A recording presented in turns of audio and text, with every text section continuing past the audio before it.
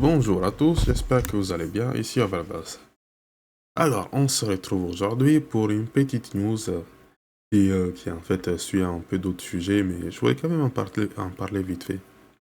Donc, God of War Ragnarok va arriver sur PC. Du coup, sans la moindre surprise, au vu de la stratégie éditoriale de PlayStation et des récentes fuites, le State of Play du 31 mai a confirmé que God of War Ragnarok rejouerait le crépuscule de Dieu sur PC. Cette mouture peaufinée au goût des PCistes débarquera le 19 septembre. Santa Monica rappelait Jetpack Interactive, déjà à l'œuvre sur l'excellent portage de PC des God of War 2018 pour assurer la transition. Et quelle transition? Sous le scalpel de Jetpack Interactive, God of War Ragnarok fait sauter le plafonnement des images par seconde et propose également une véritable 4K native et élevée en plein air. Avec prise en charge des écrans extra larges, euh, si tel est votre setup, format 21.9, j'ai oublié comment on a dit ça, mais bon. Pour une personnalisation avancée, Jetpack intégrera également les technologies NVIDIA DLSS, AMD SFR et Intel XeSS. Enfin, cohérence oblige, l'épilogue roguelite Valhalla sera inclus au fils dans ce portage PC. Mais puisque PlayStation semble déterminé à se mettre des bâtons dans les roues, un compte PlayStation Network sera nécessaire pour jouer à la version PC de God of War Ragnarok, bien qu'il n'ait pas de fonction multijoueur couverte par les services. Cela empêchera donc plus de 70 pays de poursuivre les aventures nordiques de Kratos, une décision d'autant plus aberrante que l'histoire de Ghost of Tsushima peut être parcourue sur PC sans avoir besoin de se lier au service de Sony. Donc, dans cet article, enfin, dans cette news, dans cet article, peu importe, il y a plusieurs choses. Bon, premièrement, l'arrivée de God of War Ragnarok sur PC. Je voudrais avoir votre avis parce que quand je regarde les consoles, les jeux qui sortent sur console, en fait, les peu de choses qui motivent ou qui rend rentable d'acheter les consoles, que ce soit PlayStation ou Xbox, en fait, c'est les exclusivités. Avant, le jeu, ça se contentait de quelques gros studios, c'était par région, c'était par pays, donc c'était compliqué. Aujourd'hui, ça n'a plus de cas. Aujourd'hui, ça te coûte moins cher de t'acheter ton PC qu'il d'avoir une PlayStation qui va te durer, aller de 2, 3, 5 ans tout au plus. Ensuite, il y en a une autre qui sort et puis il faut racheter les jeux. Bon, c'est vrai qu'aujourd'hui, il y a les remakes, il y a les portages sur d'autres consoles, mais bon. T'achètes un t-shirt, c'est comme The Last of Us. On l'avait acheté sur PS3, je me souviens plus combien, c'était quoi, 50, 60 euros. Ensuite sur PS4, et là, il s'est fait beaucoup plus fait voir parce que la PS4 comparé à la PS3 c'était mieux. Et ensuite il est ressorti sur PS5. Alors, enfin, je crois oui, il est déjà sorti sur PS5, The Last of Us. Bon, j'ai un petit doute, mais en tout cas, c'est le projet. Donc, ce tronçon, je me demande. Bon, moi, de toute façon, de base, je ne l'ai pas acheté la PS6, mais.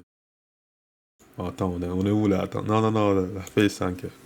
Oh là, je suis en avance sur mon temps. D'autant plus qu'on se demande toujours si la PS5 Pro ça va sortir. Mais est-ce que aujourd'hui c'est toujours rentable d'acheter une console? De mon point de vue, pas vraiment. J'ai vu deux, trois jeux intéressants, mais bon, si vous voulez, tu fais un tour sur YouTube, tu l'as ton histoire, donc bon.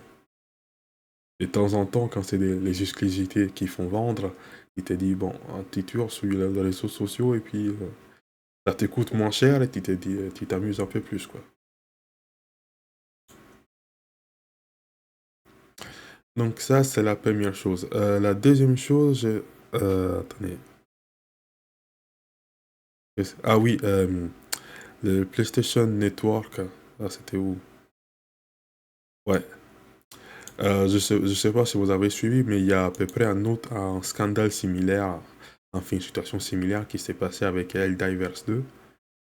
Et celle-ci, ça pique aussi parce que faut savoir que le PlayStation Network, bon, je pense que l'une des raisons pour laquelle ils commencent à l'imposer sur leur jeu, c'est peut-être pour rassurer les investisseurs, puisque le marché du jeu vidéo commence à casser un peu la gueule à cause de certaines décisions que les studios prennent, que ce soit les microtransactions, l'ajout de personnages woke, ou sinon juste les retraductions à foison de certains doubleurs, parce que ça aussi, ça commence à devenir un problème.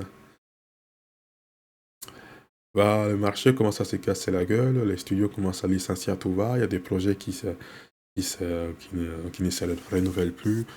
Ah, les studios commencent à s'accrocher à leurs plus grosses licences.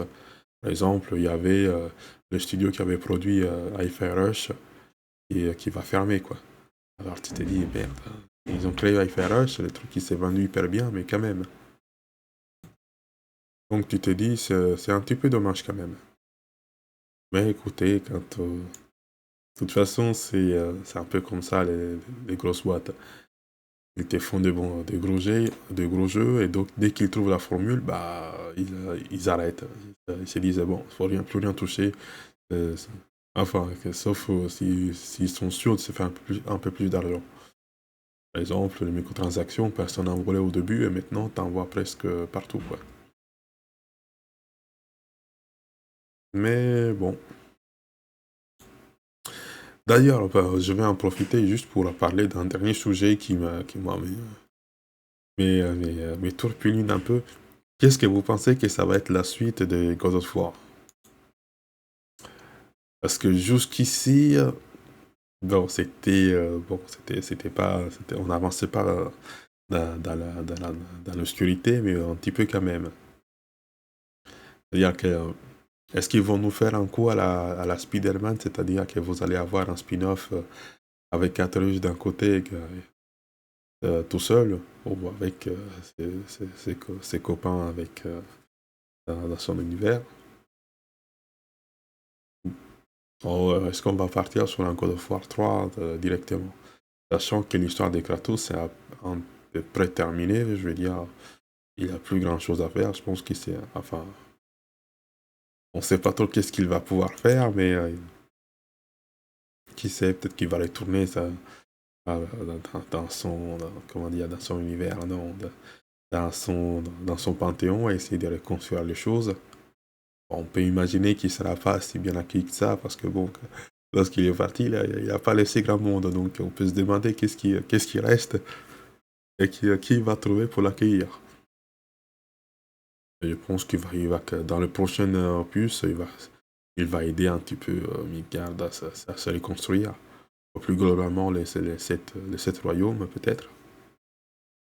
Mais après, j'espère que. Parce que bon, on va. Parce que après, ils peuvent refaire une suite, mais qu'est-ce qu'ils peuvent bien faire? Est-ce qu'ils vont nous faire un autre Kratos qui va dans d'autres panthéons? Et dans ce cas-là, tu commences un peu à avoir la redondance. Oh, ça va se finir comme Assassin's Creed. Ou sinon, est-ce qu'ils vont faire une espèce de reboot de la licence? Et dans ce cas-là, on peut se demander qu'est-ce qui va en sortir. Parce que vu ce qu'ils nous font ces temps-ci comme jeu, enfin, prenez des exemples comme Sandro ou, comment dire, comment il s'appelait, Far Cry 6, c'est un peu moyen quand même. Donc, on ne sait jamais à quoi s'attendre.